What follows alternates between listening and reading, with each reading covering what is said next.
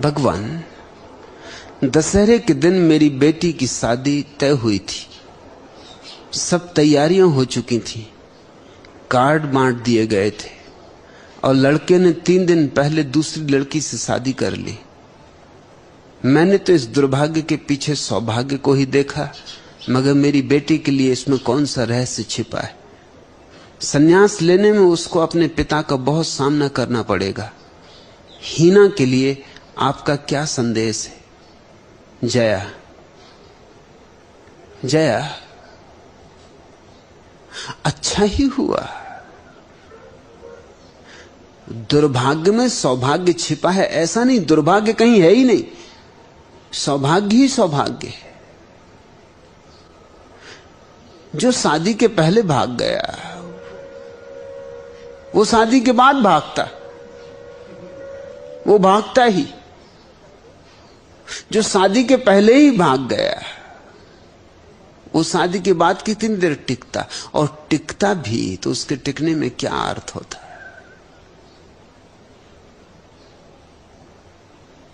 अच्छा हुआ, एकदम अच्छा हुआ।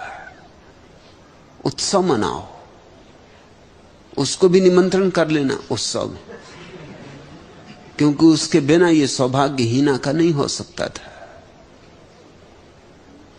जरा भी दुख न लेना, दुख की बात ही नहीं है। दुख की बातें होती ही नहीं है दुनिया में। हम ले लेते हैं दुख, ये दूसरी बात है। यहां जो भी होता है सब सुख है। जरा देखने की आंख चाहिए, जरा पैनी आंख चाहिए। और जया, तेरे पास आंख है, और मैंने हीना को भी देखा, उसके पास भी बड़ी संभावना है। शायद सन्यास के बीच जो एक बाधा बन सकती थी वो हट गई। शायद ये सन्यास के लिए अवसर बना। अब हीना को चिंता नहीं करनी चाहिए कि पिताजी को क्या होगा। जब पिताजी को कार्ड बांट दिए, विवाह का इंतजाम कर लिया, ताजमहल होटल बुक कर ली, और लड़का भाग गया और कुछ ना हुआ, तो हीना के सन्यास से क्या हो जाएगा?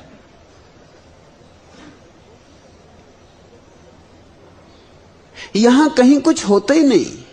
हम नाहक ही परेशान होते हैं कि कहीं पिता दुखी ना हो, कहीं पिता चिंतित ना हो।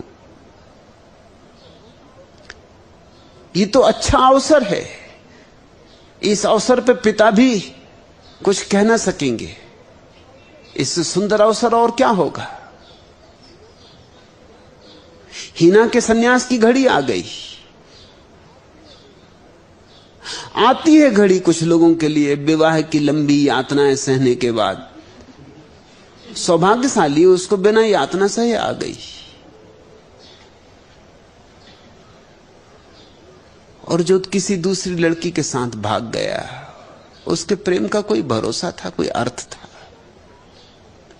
चंदूलाल का आखिरी समय निकट था। उनके मित्र श्री डब्बू जी उन्हें अंतिम विदा देने आए हुए थे। पता नहीं कब उनका बचपन का साथी सदा के लिए छोड़कर चला जाए। डब्बू जी को देख चंदूलाल बोले, भाई डब्बू, तुम अच्छे वक्त पर आए। जरा मेरी पत्नी गुलाबों के नाम एक पत्र लिख दो। लिखना कि तुम्हारा चंदूलाल मृत्यु की इन अंतिम घड़ियों में भी तुम्हारे दिए गए प्रेम को भूला नहीं। तुम्हारे साथ बिताए वे सुहाने दिन, वे मधुर यादें मैं कभी नहीं भुला सकता। हमारा प्यार अमर है और अमर रहेगा। तुम्हारा चंदूलाल। और इसी पत्र की एक एक कॉपी शीला, नीला, कमला, विमला और आशा को भी भेज देना।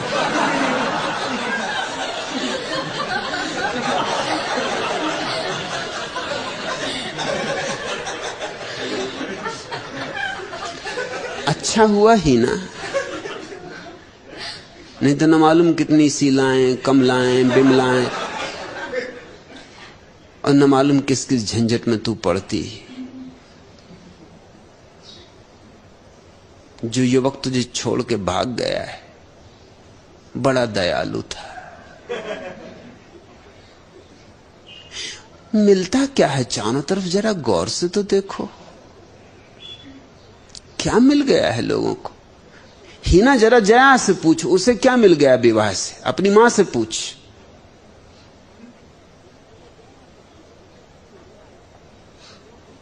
सिवाय उपद्रव के और क्या मिला है।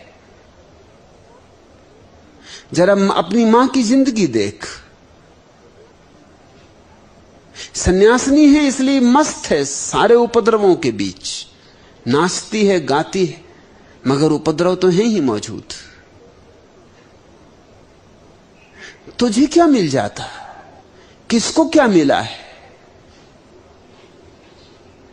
विवाह उनके लिए है जिनके पास बुद्धि की प्रखरता नहीं। जैसे जिस छुरी में धार ना हो उसको पत्थर पर घिसना पड़ता धार देने के लिए, जिस बुद्धि में धार नहीं होती उसको विवाह के पत्थर पर घिस के धार देना पड़ता। मगर कई तो ऐसे बुद्धू हैं कि विवाहों में घिस घिस के भी उन पर धार नहीं आती। पत्थरों में धार आ जाती है घिसते घिसते, उनमें धार नहीं आती।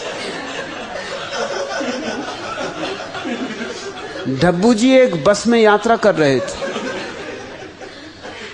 बस में बड़ी भीड़ थी, बहुत भीड़ थी, अतः उन्हें बैठने के लिए जगह नहीं मिली थी। बस खड़े खड़े ही यात्रा कर रहे थे। उनके आगे ही एक सुंदर आकर्षक और कोमलांगी युवती खड़ी हुई थी। अभी अभी घर से पत्नी से पिट के आए थे, मगर लोग सीखते कहां। बस की भीड़ के कारण डब्बू बार बार उस नवयौवना से टकरा रहे थे जानबूझ के, और उन्हें कुछ आनंद भी आ रहा था उस महिला के संस्पर्श में। अंत में जब उस युवती ने देखा कि यह व्यक्ति तो उसे जानबूझकर धक्के मार रहा है, तो उसे बड़ा क्रोध आया और वह क्रोधित होकर बोली, इस तरह महिलाओं को धक्के मारते हुए शर्म नहीं आती? तुम इंसान हो या जानवर? इस पर डब्बू जी बोले, जी मैं इंसान और जानवर दोनों ही हूं। युवती तो बड़ी चौंकी। उसने आश्चर्य भरे स्वर में पूछा, इंसान हो यह तो समझ में आता, मगर जानवर कैसे? डब्बू जी मुस्कुराते हुए बोले, तू मेरी जान, मैं तेरा वर। अभी घर से पिट के आ रहे हैं।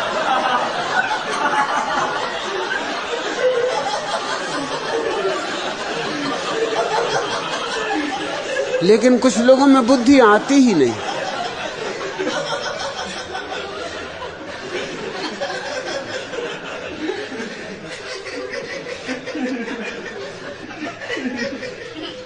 अच्छा हुआ ही ना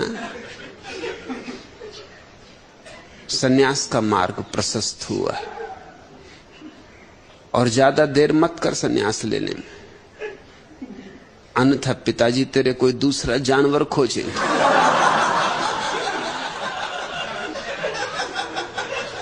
एक जानवर भाग गया, पिताजी इतने से तेरे हताश नहीं हो जाएंगे, वो कोई दूसरा खोजेंगे। तू तो समझ की झंझट मिटी, हो गया विवाह और हो गई बात खत्म। विवाह ही करना हो तो परमात्मा से करो, जुड़ना ही है तो उससे जुड़ो, फेरे ही लेने हैं तो उसके साथ, गांठ ही बांधनी है तो उससे। यहां पागलों से गांठ बांध के भी क्या होगा? इन पागलों के साथ और मुसीबत होगी।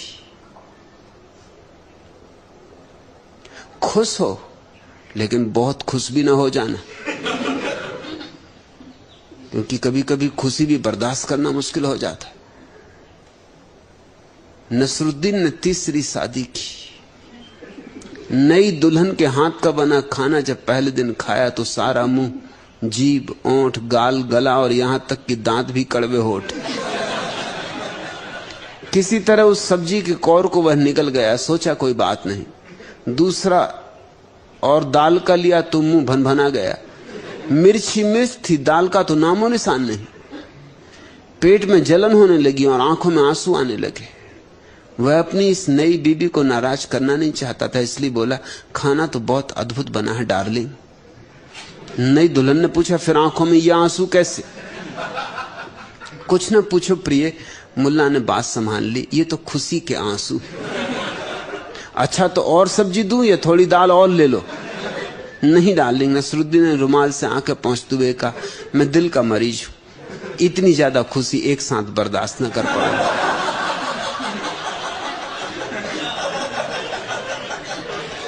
अच्छा हुआ ही ना, लोग आएंगे संवेदना प्रकट करने, हंसना, और तू उनसे संवेदना प्रकट करना कि दुखी हो तुम कि तुम्हारा जानवर न भागा।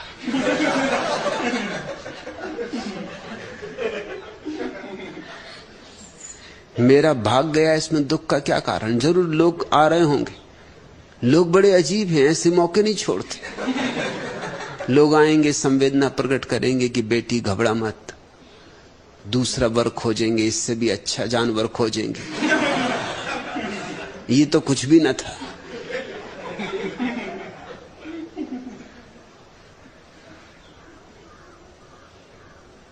वो सोचेंगे कि बहुत बड़ी दुर्घटना घट गई तेरे ऊपर। तू हंसना और उनसे कहना कि कोई चिंता ना करे, मैं नहीं छूट पाती, शायद तेरे थोड़े लगाव थे उस युवक से, इसलिए तू छूट नहीं पाती उससे। वो युवक खुद ही भाग गया, उसका धन्यवाद कर। अपनी झगड़ालू बीबी से तंग आकर मुल्ला नसरुद्दीन ने एक दिन कहा, तुमसे विवाह करके मुसलमान होते हुए भी मुझे हिंदुओं के धर्म ग्रंथों में श्रद्धा उत्पन्न होने लगी। श्री रामचरितमानस में बाबा तुलसीदास ने सच ही कहा है, ढोर गंवार शूद्र पशु नारी ये सब ताड़न के अधिकारी। रामायण की इस चौपाई में मेरी भी पूरी श्रद्धा है, गुलजान बोली, क्योंकि 5 चीजों में से मैं तो सिर्फ नारी ही हूं, बाकी 4 तो आप।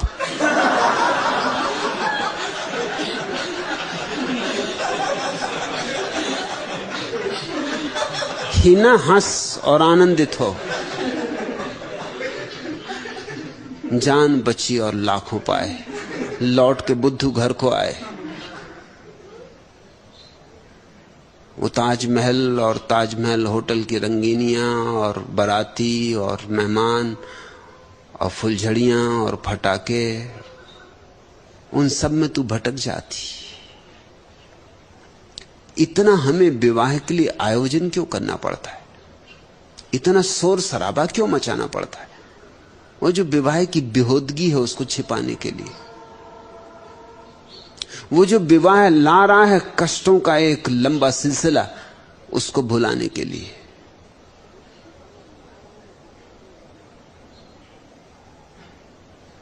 दूल्हा को बिठा देते हैं घोड़े पर, जो कभी घोड़े पर नहीं बैठा, उसको कहते हैं दूल्हा राजा। पहना देते हैं मोर मुकुट, कपड़े पहना देते हैं सम्राटों जैसे, फूल मालाओं से लाद देते। घोड़े पे बैठ के अकड़ के वो सोचता, आहा क्या जिंदगी शुरू हो रही।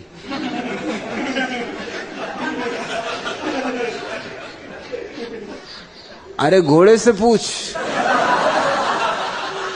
कि ऐसे कितने बुद्धुओं को पहले भी पार करा चुका है। इसलिए तुमने देखा कि भारतीय फिल्में, शहनाई बजी, घोड़ा चला, बारात निकली, बैंड बाजे बजे, पंडित पुरोहित ने मालाएं पहनाई और एकदम से दी एंड हो जाता। क्यों एकदम शहनाई बजती है और फिर दी एंड, अंत आ जाता? उसका कारण है कि उसके बाद की कथा कहने योग्य नहीं है। उसके बाद जो होता है उससे भगवान ही बचाए।